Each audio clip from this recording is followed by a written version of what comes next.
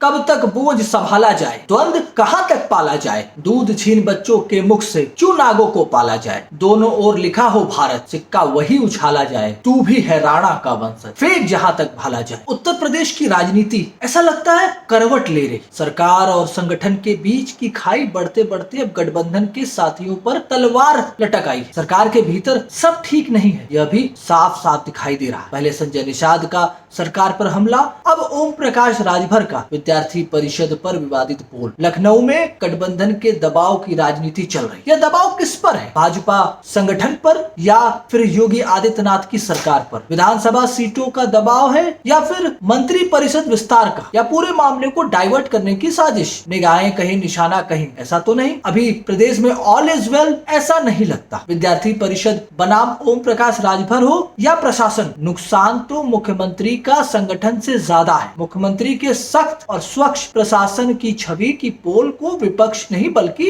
वैचारिक संगठन अखिल भारतीय विद्यार्थी परिषद एबीवीपी खोल रहा है। एक यूनिवर्सिटी के अंदर बिना मान्यता के 2 वर्षों से कोर्स चल रहा है, वो भी मुख्यमंत्री के नाक के नीचे। संबंधित मंत्री और विभाग को पता ही नहीं, चुप। परिषद के प्रदर्शन का आलम यह है कि लखनऊ की सड़कों से निकलकर अब प्रदेश के हर जिले में पहुंच गया है। पुतला फूके जा रहे हैं। ओम प्रकाश राजभर को हैसियत और ताकत बताई जा रही है। अब यह सरकार को न निगलते बन रहा है न उगलते बन रहा है। इसका एक प्रमुख कारण है 2027 आगामी विधानसभा चुनाव। पीछे 2 चुनाव को देखें तो सारी कहानी स्पष्ट और हो जाएगी, समझ आ जाएगी। 2017 विधानसभा चुनाव में भाजपा ओम प्रकाश राजभर के साथ लड़ी और 325 सीट पर जीत कर आई। वही 2022 विधानसभा चुनाव बिना ओम प्रकाश राजभर के लड़ी और 325 से घटकर 275 पर भाजपा सिमट गई। इनमें ज्यादा सीटें पूर्वांचल की थी, जहां ओम प्रकाश राजभर मजबूत है। पूर्वांचल की उन सीटों पर हार जीत का मार्जिन 10 से 15,000 था। माना जाता है पूर्वांचल की हर विधानसभा सीट पर लगभग 25,000 से 35,000 तक राजभर वोट है। यही से भाजपा की सीटें कम हुई। 2027 का चुनाव भाजपा के लिए 2017 जैसा नहीं रहेगा। इस बार 10